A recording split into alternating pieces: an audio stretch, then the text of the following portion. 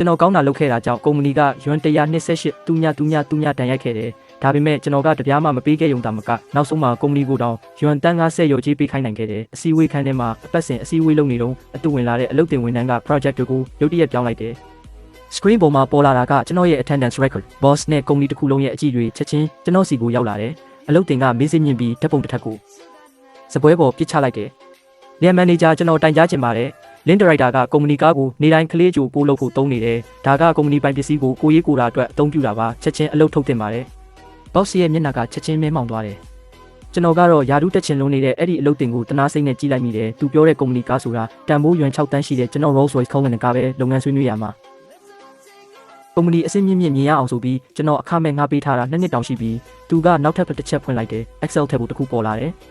်ကျွန်တော်တွက်ကြည့်ထားပါတယ်လင်းဒါရိုက်တာကနေ့စဉ်အသွားပြန်ကီလို40ခန့်ပေါင်းနဲ့စီပိုးယိုယွင်းမှုတန်ဖိုးကျဆင်းမှုစတာတွေပေါင်းရင်တလကိုယွမ်ထောင်ကြီးကုန်ကြတယ်လျက်မန်နေဂျာကုမ္ပဏီကအခုကုန်ကြစည်ရှော့ချရေးလုပ်နေတာပါဒီလိုအကြီးတန်းဝန်ထမ်းတွေကကုမ္ပဏီပစ္စည်းကိုကိုယ်ပိုင်ပစ္စည်းလို့သုံးနေရင်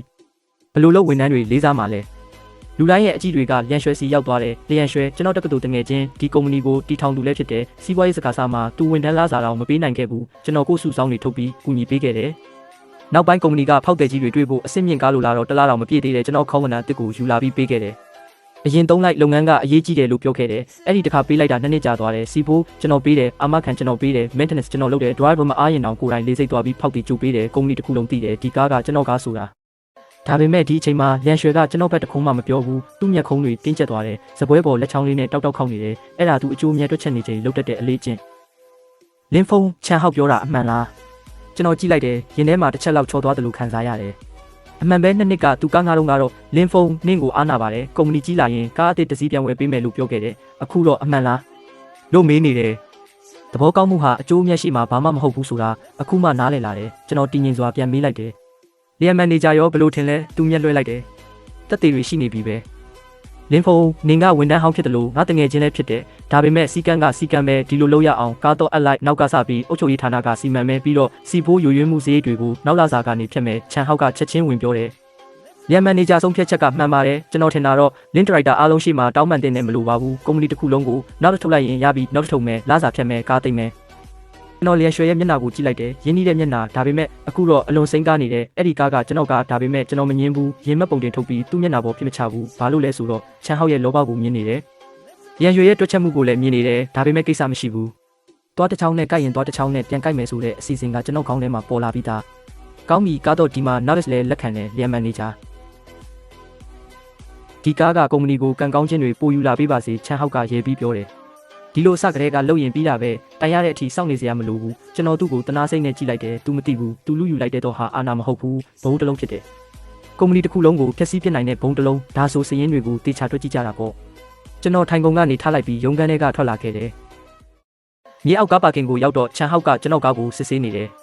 ဒီထိုင်ကုန်ကားဘာကြီးပြစ်လိုက်ပါအရန်ရွာသားဆန်နဲ့ဒီအဆောင်လေးကလည်းဘာကြီးမှမသိဘူးပြစ်လိုက်နောက်ဖုန်းထဲကတစ်တာတွေကိုလည်းထုတ်ထားလိုက်ဘာပစ္စည်းတွေတင်ထားမှမသိဘူးအဲ့ဓာတွေဟာကျွန်တော်စိတ်ကြိုက်အနံ့ထားတဲ့တာရည်စစ်စစ်ထိုင်ကုန်ကားပါတန်မိုးရွှန်ရှစ်တူညကျော်တဲ့အဆောင်လေးကတော့ကျွန်တော်သမီးကိုယ်တိုင်လုပ်ပေးထားတဲ့ကန်ကောင်းချင်းအဆောင်လေးချန်အကိုကြီးကားကဒီမှာပဲနော်ဟုတ်ပြီမင်းတို့အပေါ်တက်သွားနဲ့လူတွေထွက်သွားတော့ချန်ဟောက်ကရင်မောင်းခုံနဲ့ဝင်ထိုင်လိုက်တဲ့စတီယာရင်ကိုကင်ပြီး selfie ရိုက်တယ်ပြီးတော့မှ WhatsApp moments တင်လိုက်တယ်ကားအစ်အလုပ်စူးစမ်းတဲ့သူတွေကံမဆိုးဘူးဆက်စူးစမ်းမယ်ကျွန်တော်ကြည့်ပြီး like လုပ်ပေးလိုက်တယ်ဆက်စူးစမ်းပါချန်ဟောက်ကားကိုတေချာမောင်းတော့ဒီကားကနည်းနည်းစိတ်ကြီးတယ်ပိုင်ရှင်ကိုပဲမှတ်မိတတ်တယ်နောက်နေ့မနက် manager ကကျွန်တော်ကိုခေါ်တွေ့တယ်ဒီတစ်ခါဖြစ်ရဲ့ကြောင့်ကုမ္ပဏီကခင်ဗျားရဲ့လုပ်ပိုင်ခွင့်တချို့ကိုယာယီရက်ဆိုင်ဖို့ဆုံးဖြတ်ထားပါတယ်ဘသူ့ကိုလွှဲပေးမှလဲချန်ဟောက်အလုပ်တင်ကောင်လေးကို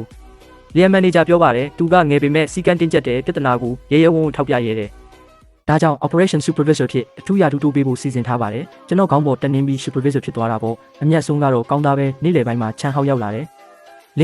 ်ဟုတ်တဲ့အချက်လက်တွေလွှဲပေးပါဦးအထူးသဖြင့်ကြောကမန်နေဂျာဘက်ကဟာတွေနောက်ပတ်သူလာမှာကြောက်မန်နေဂျာကြောက်ဝမ်ကျွင်းကုမ္ပဏီရဲ့အကြီးဆုံးဖောက်ပြီးလွန်ခဲ့တဲ့နှစ်တုန်းကဒီခေါင်းနဲ့ကားကိုအသုံးပြုပြီးတိုင်ဘက်ကုမ္ပဏီစီကနေလူယူခဲ့ရတဲ့ဖောက်ပြီးစာရွက်စာတမ်းထဲမှာမပါတဲ့အသေးစိတ်တွေရှိမလားဥပမာလက်ဖက်ရည်ဘာကြိုက်လဲဘာစားမစားဘူးဝါသနာကဘာလဲကျွန်တော်အမှန်တဝက်ပဲပြောလိုက်တယ်သူကဓာဟုံပေါင်လက်ဖက်ရည်ကြိုက်တယ်ပင်လယ်စာမစားဘူးခေါင်းရိုက်ရတာကြိုက်တယ်ဒါတွေကအမှန်ပဲ ဒါပေမဲ့တခုတော့မပြောခဲ့ဘူးကြောက်ဝင်ကျွင်းအမုန်းဆုံးလူမျိုးကမသိပဲတိကျင်ရောက်ဆောင်ပြီးကိုပြကျင်တဲ့လူငယ်တွေမှတ်ထားပါပြီကျေးဇူးပဲလင်းအကူအော်ကားတော့ကို driver 1C ပေးထားပြီးရန်မန်နေဂျာပြောတာဒီကားကိုကြောက်မန်နေဂျာလို့ဖြစ်ဖောက်သေးလာတဲ့အချိန်မှပဲသုံးမယ်တဲ့ကြံတဲ့အချိန်တင်းထားမယ်ကောင်းတာပေါ့ကျွန်တော်ပြုံးလိုက်တယ်တင်းထားဘယ်လောက်ကြာတင်းနိုင်မလဲကြီးကြတာပေါ့အဲ့ဒီနေ့ညနေကျွန်တော် service center ကိုသွားခဲ့တယ်လင်းစရာရောက်လာပြီလားကားမှာဘာပြဿနာရှိလို့လဲဘာမှမဖြစ်ဘူးကားတစ်စီးလုံးစစ်ဆေးပေးပါပြီးတော့ tracking system ကို upgrade လုပ်ပေးရပါတယ်ကားယူလာခဲ့ပြီလားမယူလာသေးဘူးရက်ပိုင်းအတွင်းတယောက်ရောက်လာပို့လိုက်မယ်ကားရောက်တာနဲ့တကားအားလုံးလာချထားကျွန်တော်ခွင့်ပြုချက်မရှိပဲဘယ်သူမှကားမထုတ်နိုင်စေရဘူးနားလည်ပါပြီကားကခမည်းနာမည်နဲ့မှတ်ပုံတင်ထားတာဆိုတော့ကျွန်တော်တို့ကခမည်းအမိတ်ပဲနားထောင်မယ်ဇလန်းကအခုမှစတာ Type CB ရုံးပြန်လာတယ်လမ်းမှာကုမ္ပဏီအောက်ကိုဖြစ်တော့ကျွန်တော်ခဝနင်ကကားပါကင်ထဲကထွက်လာနေတာမြင်လိုက်ရတယ်လင်းအကို tax စီးနေတာလား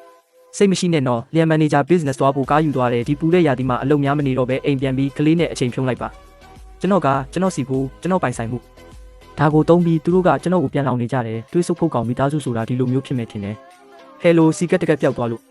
့ဟုတ်ပါတယ်ချက်ချင်း phrase လုပ်ပေးပါအခု lock လုပ်လိုက်ရင်တော့လွယ်လွန်းတယ် lock လုပ်မယ်ဆိုရင်သူတို့ဘဝတစ်လျှောက်မမေ့နိုင်တဲ့အချိန်မှာလုပ်ရမယ်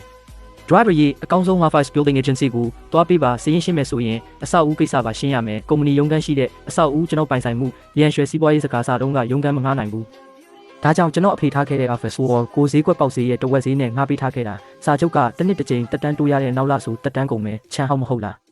ကုန်ကြစည်ရှော့ချရမယ်ဆိုတာဒါဆိုငှားရမ်းခါကစားပြီးရှော့ချတာပေါ့တော့ကြအညာသမီးနဲ့လိုက်ကစော့နေတော့ဖုန်းဝင်လာတယ်ရန်ရွှဲလင်းဖုန်းဘယ်မှာလဲအိမ်မှာ driver 1C ထဲတော့ကက်ကပိတ်ထားတယ်။အော်အဲ့ဒီကက်ကကျွန်တော်နာမည်နဲ့လုပ်ထားတာပျောက်သွားလို့ပိတ်လိုက်တာတမင်လုပ်တာမဟုတ်ဘူးလား။လျံမန်နေဂျာအရင်ဆုံးတာကကျွန်တော်ကပိတ်ချင်ရင်ပိတ်မယ်ဒုတိယကုမ္ပဏီကားသုံးတာကိုဘာလို့ကျွန်တော်ကနဲ့စီးထည့်နေရတာလဲကုမ္ပဏီက driver ကိုလာစဉ်စီဖို့ထုတ်ပေးတယ်မဟုတ်ဘူးလား။တိတ်ဆိတ်သွားတဲ့တနင်္ဂနွေညစည်ရင်းစာရွက်တွေအားလုံးဖဖေးကူးလိုက်တယ်ရုံးအဆောက်အဦစာချုပ်ကိုလည်းထုတ်ကြည့်လိုက်တယ်စာချုပ်မှာရှင်းရှင်းလင်းလင်းရေးထားတယ်2026ခုနှစ်မတ်လ9ရက်နေ့တွင်တက်တန်းကုန်ဆုံးပြီးအဲ့ဒါမနေ့ပြန်မဲ့မတက်တန်းတိုးရင်သူတို့ကတရားမဝင်နေရယူထားတာဖြစ်သွားမယ်ကျွန်တော် agency ကို message ပို့လိုက်တယ်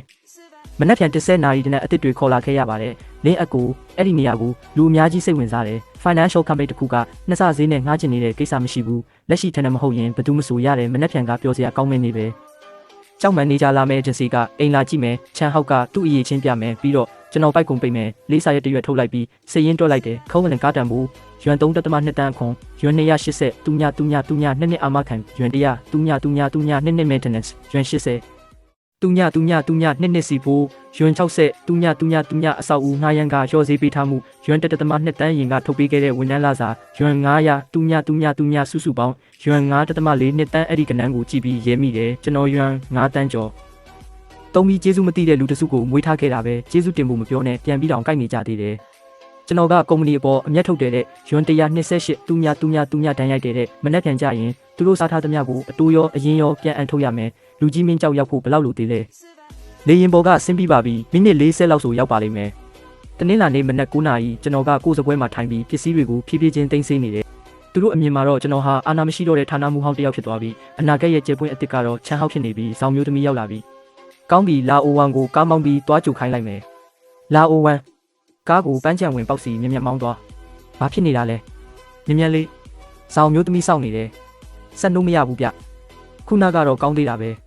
မဖြစ်နိုင်တာ break မနေမဲဆက်နိုးတာလားနင်းပါတယ်ဒါပေမဲ့ဘာဖြစ်မှန်းမသိဘူး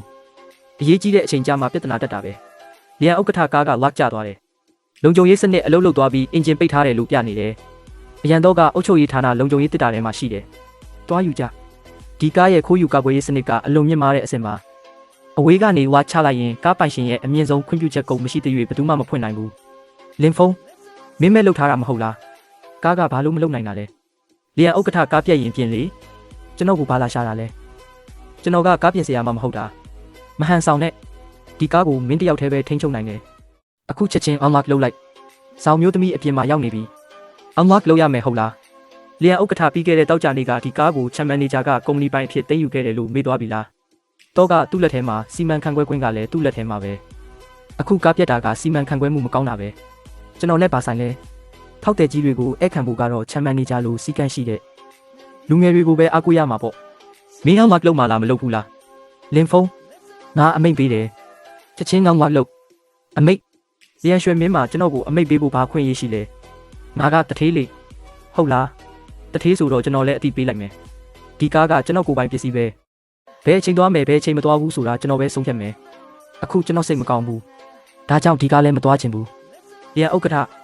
ဒါကခမရတို့အခန့်ပုံလားဇောင်းဝမ်ကျွင်းရဲ့မျက်နှာကအေးဆက်သွားတယ်ဇောင်းမျိုးသမီး